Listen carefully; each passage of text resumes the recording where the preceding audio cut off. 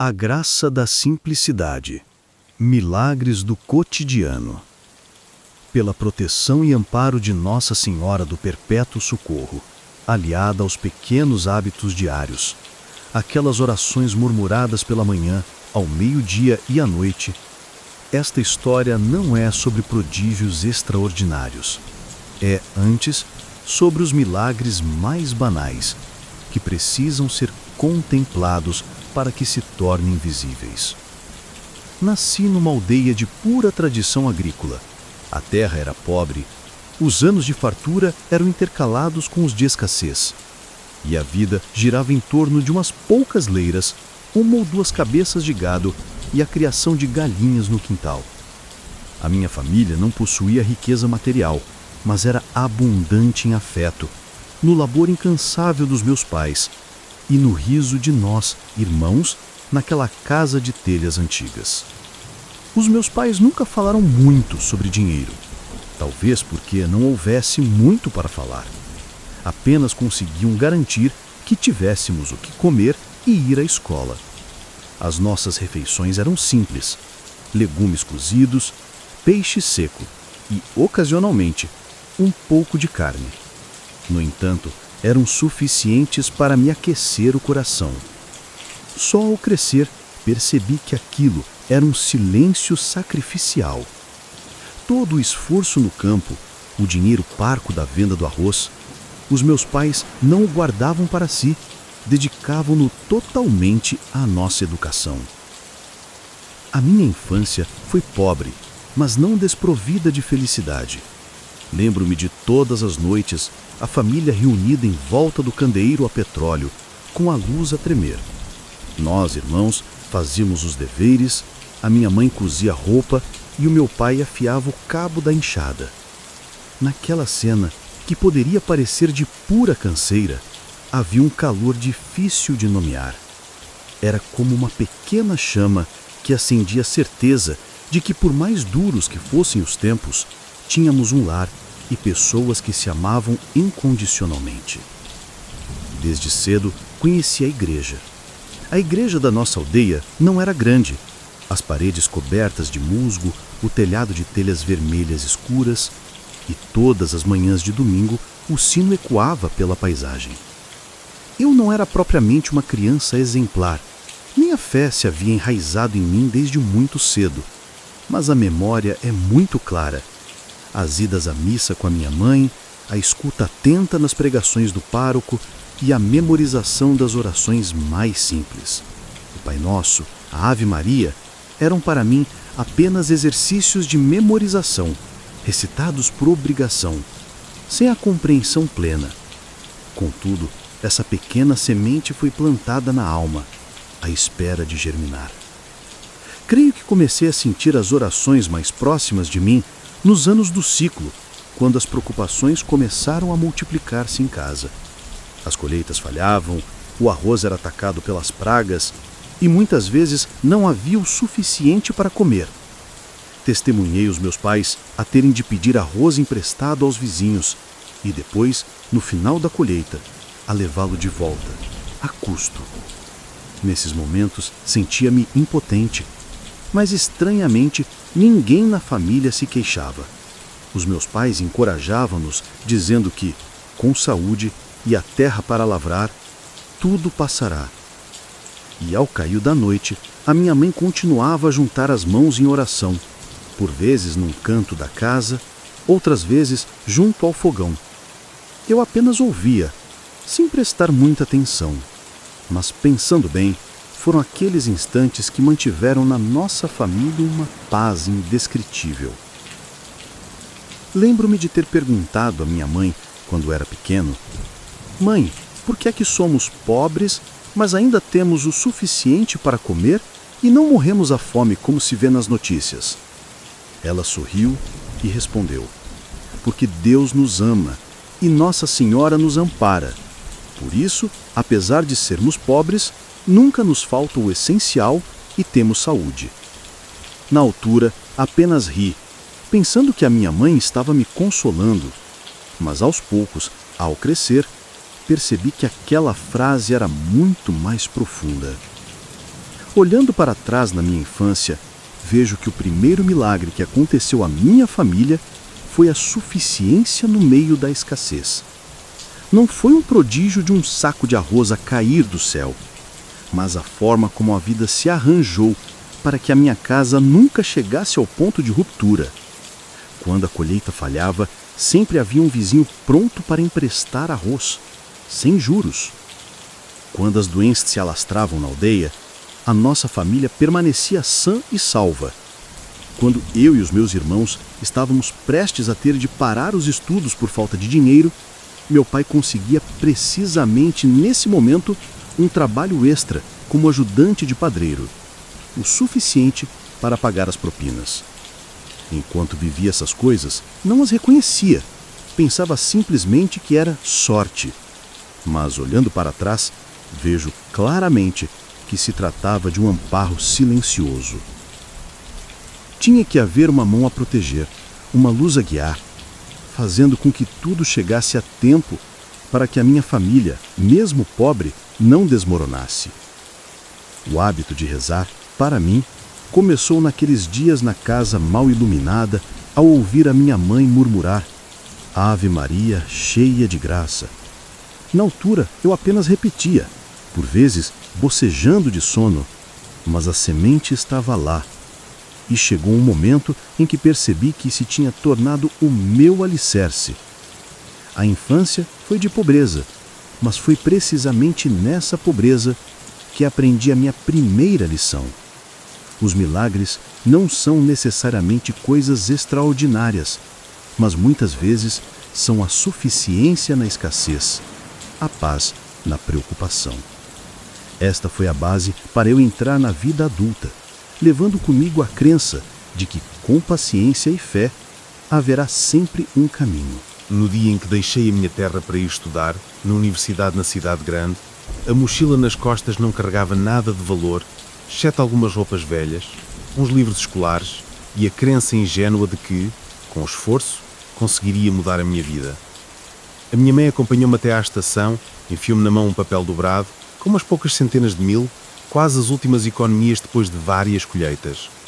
Ela disse: lá, come com moderação, não gastes à toa.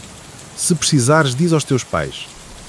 Eu sabia que eles não teriam mais nada para me enviar, mas assenti.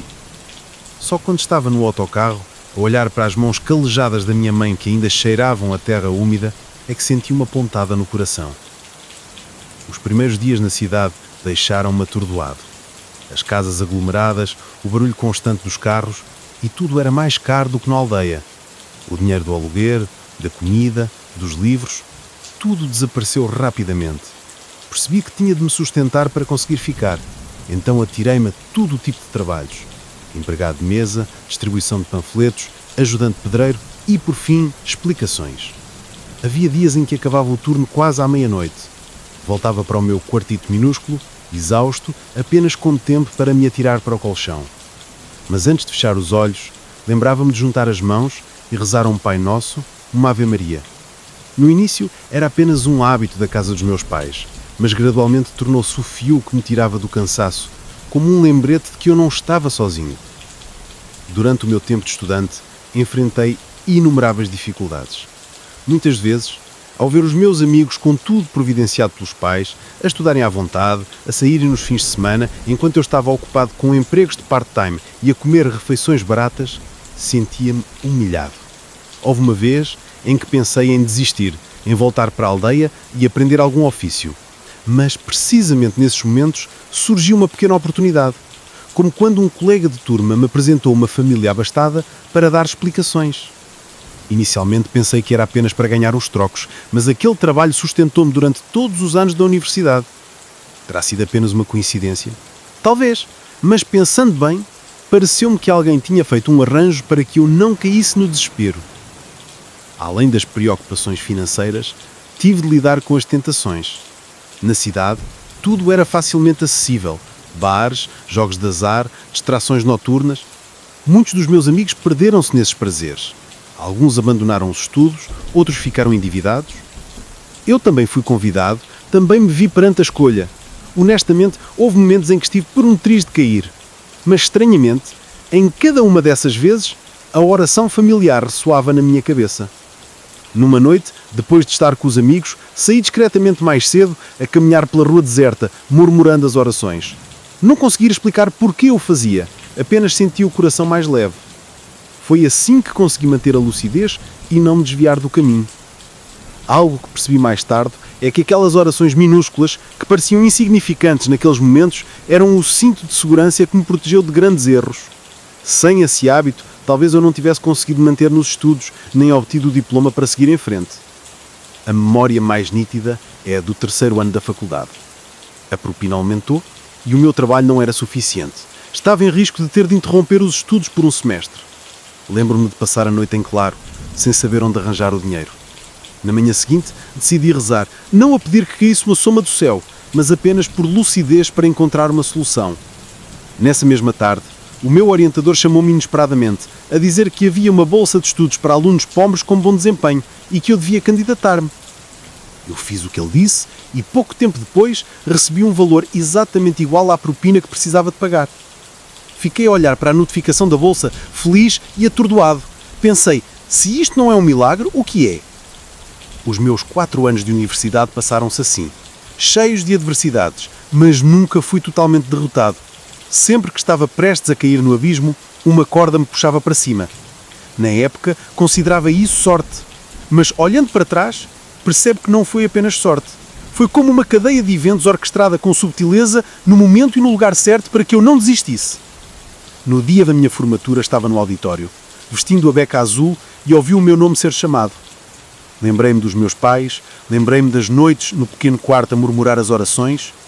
Eu sabia que sem uma força silenciosa a amparar-me, eu não teria chegado até ali. O milagre desta fase não foi ganhar a lotaria, nem enriquecer de repente. Foi a perseverança, foram as oportunidades que surgiram na hora certa e a paz de espírito que me ajudou a superar a tentação e o desespero. Só depois de passar por tudo é que compreendi que uma mão invisível sempre me acompanhou e iluminou, quer eu tivesse consciência disso ou não. Ao terminar a faculdade, comecei a trabalhar numa empresa pequena.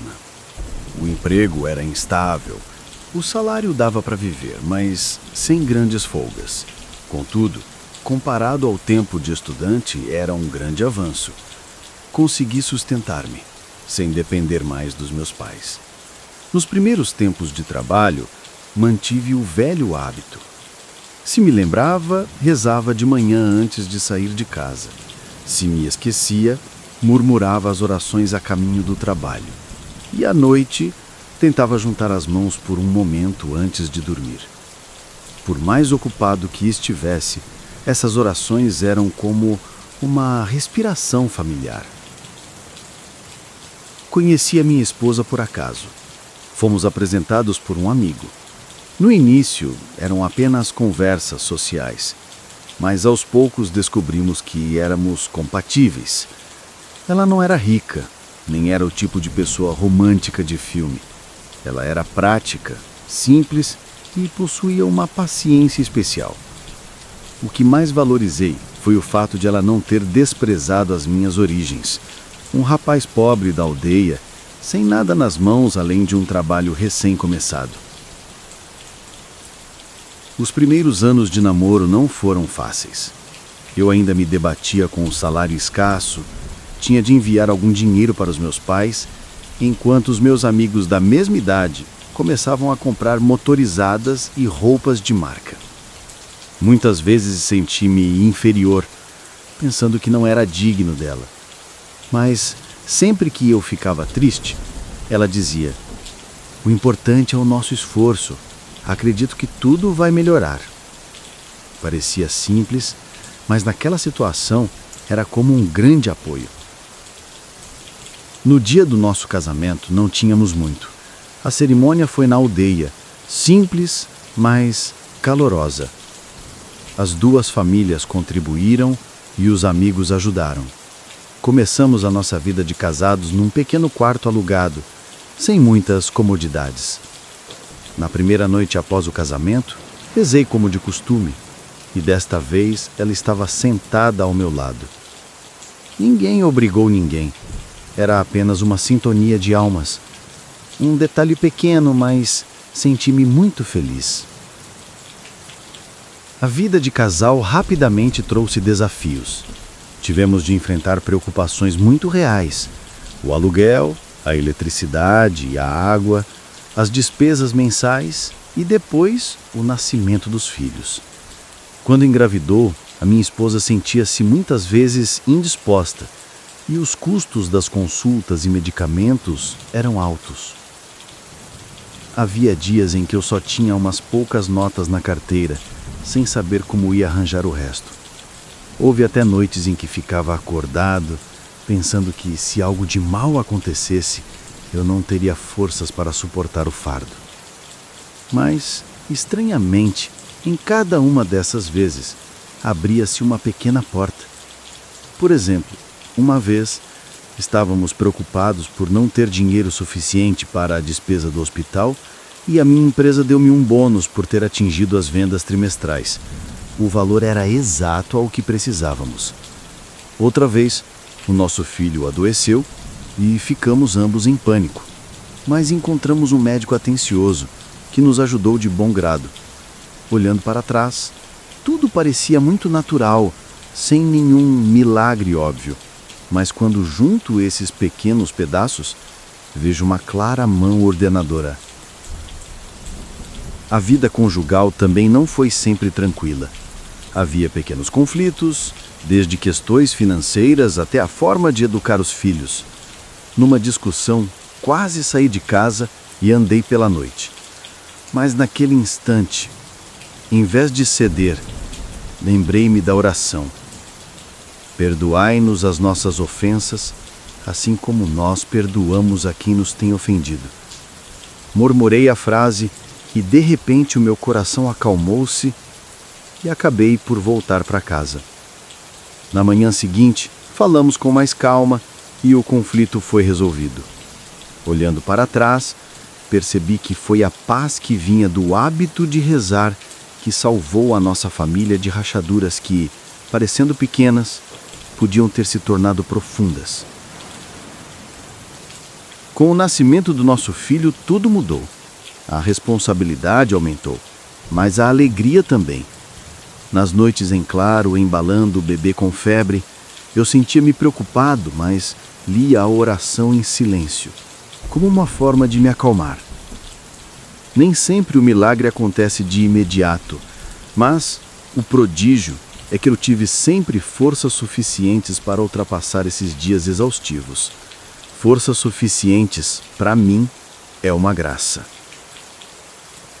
Ao olhar para o caminho da construção da minha família, vejo claramente uma coisa. Os milagres não foram ter muito dinheiro de repente, nem a minha família ter se tornado subitamente perfeita.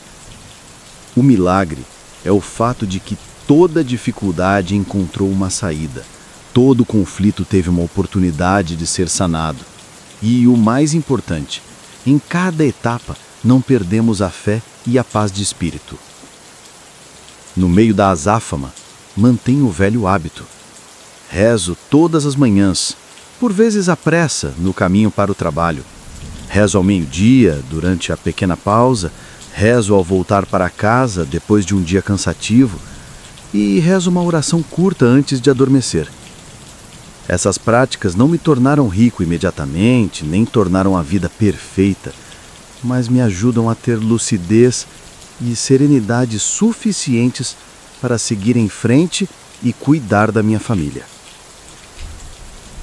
E quando olho para o meu filho dormindo em paz e vejo o sorriso da minha esposa após um dia de cansaço, penso: este é o milagre de um lar construído sobre a fé, sobre as pequenas orações e sobre a proteção silenciosa que não vejo com os olhos, mas que sinto com o coração.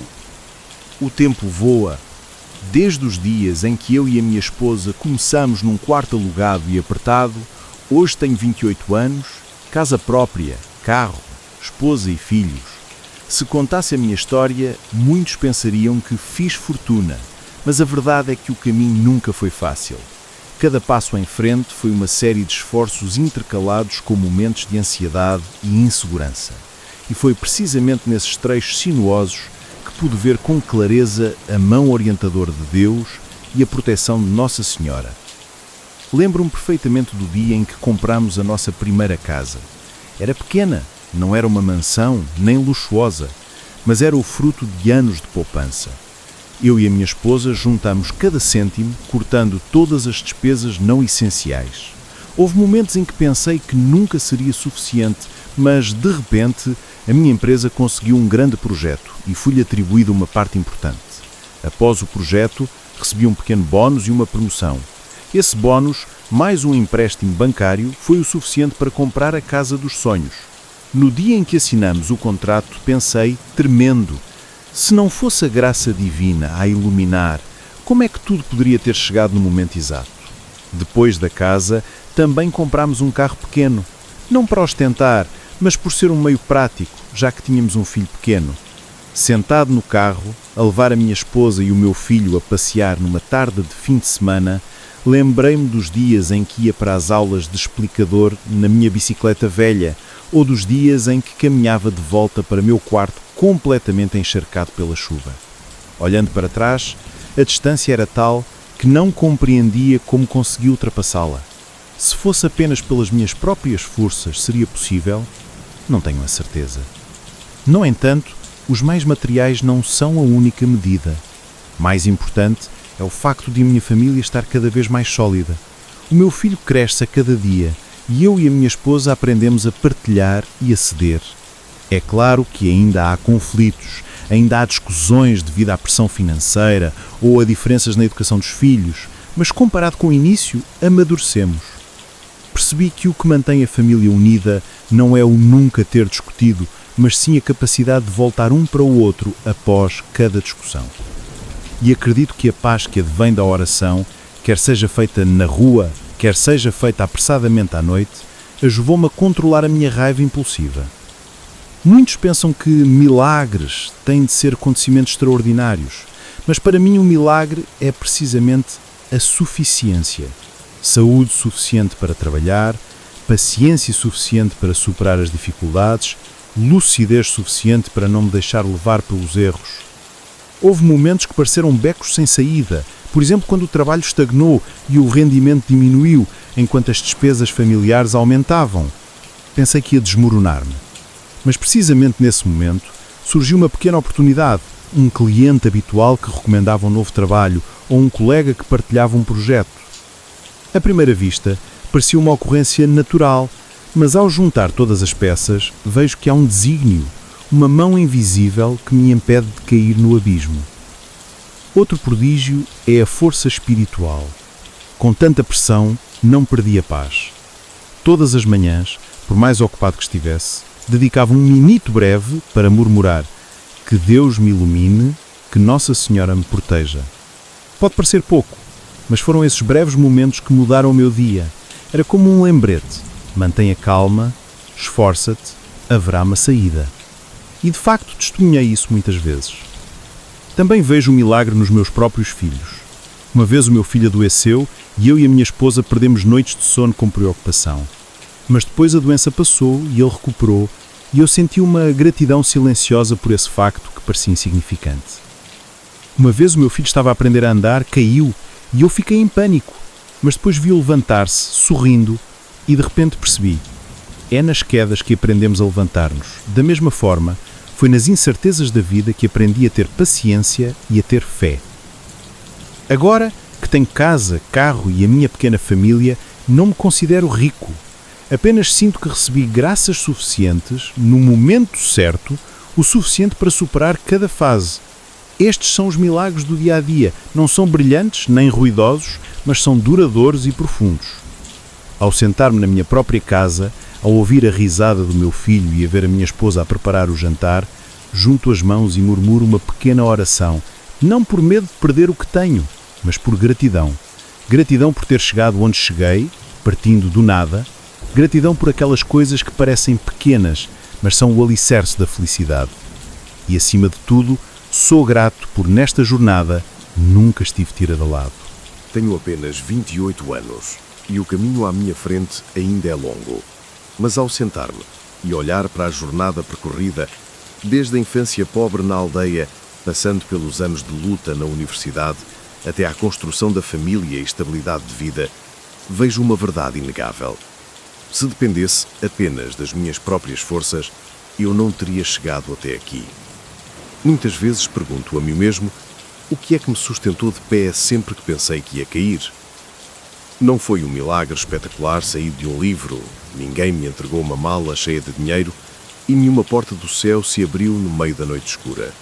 Em vez disso, o que recebi foi muito pequeno, muito cotidiano. Uma oportunidade de emprego no momento certo, um professor que sugeriu uma bolsa, um médico atencioso, uma palavra de conforto da minha esposa, um riso inocente do meu filho. Se vistos isoladamente, seriam apenas pedaços banais da vida. Mas ao juntá-los, percebo que houve uma ordenação silenciosa. É como se uma mão invisível estivesse a ajustar suavemente cada detalhe para que eu nunca caísse num beco sem saída, para que encontrasse sempre a saída. Para mim, isso é o amparo de Deus. É o abraço protetor de Nossa Senhora do Perpétuo Socorro. O mais estranho é que eu não o reconheci de imediato. Nos momentos de ansiedade, sentia-me por vezes frustrado, chegando mesmo a pensar que estava sozinho. Mas só depois de passar por tudo, ao olhar para trás, é que compreendi. Eu fui guardado. Tal como a semente que a minha mãe plantou em mim com aquelas orações simples, ela germinou silenciosamente, cresceu comigo sem que eu o soubesse. Até que um dia percebi que a árvore já dava sombra no meu caminho. Hoje, não rezo apenas por hábito, nem por receio de perder a graça se me esquecer. Eu rezo porque preciso. É a maneira como mantenho a minha paz interior no meio do turbilhão. A oração apressada pela manhã, a caminho do trabalho, as mãos unidas em silêncio num canto do escritório ao meio-dia, o murmúrio da oração à noite com o meu filho ao colo. Tudo isto liga à minha vida a fé. É pequeno, mas é firme. Há quem me pergunte, os milagres são reais? Eu sorrio. Para mim, o milagre não é algo sensacional ou extraordinário. O milagre é quando uma família de camponeses pobres consegue educar os seus filhos até ao fim. O milagre é quando um rapaz da província se esforça sem se desviar do caminho e consegue um diploma. O milagre é quando um casal ainda se dá as mãos depois de uma discussão. O milagre é quando uma criança cresce com saúde e o seu sorriso apaga todo o cansaço. E o milagre é quando eu, no meio de uma vida cheia de sobressaltos, ainda consigo sentar-me em paz, respirar fundo e sentir-me sereno. Há muitos anos, a minha mãe disse-me: a nossa casa é pobre, mas Deus ama-nos e Nossa Senhora ampara-nos. Na altura eu pensei que era consolo. Hoje sei que a minha mãe disse a verdade. São estas coisas simples, que parecem não ter nada de especial, que são a prova da proteção divina. O milagre não é barulhento nem brilhante, mas está em toda a parte, se nos dispusermos a abrandar para o reconhecer. Não sei o que o futuro me reserva. Podem estar à minha espera mais desafios, mais dificuldades, mas já não tenho o mesmo medo de antes, porque entendi que nunca mais terei de caminhar sozinho. Basta continuar a avançar, manter a paz no coração e viver com retidão, que haverá sempre um caminho, haverá sempre uma mão invisível a sustentar-me. E assim, todas as manhãs ao acordar, junto as mãos. Bendito e louvado seja. Não peço o extraordinário, apenas a lucidez para viver bem o dia. Antes de dormir, rezo o Pai Nosso e a Ave Maria, não por formalidade, mas porque é a maneira como fecho o dia em paz. A minha vida, vista de fora, não tem nada de milagre, mas quando olho com o coração, sei que caminhei em milagres todos os dias. E essa é a maior graça que Nossa Senhora do Perpétuo Socorro me concedeu silenciosamente.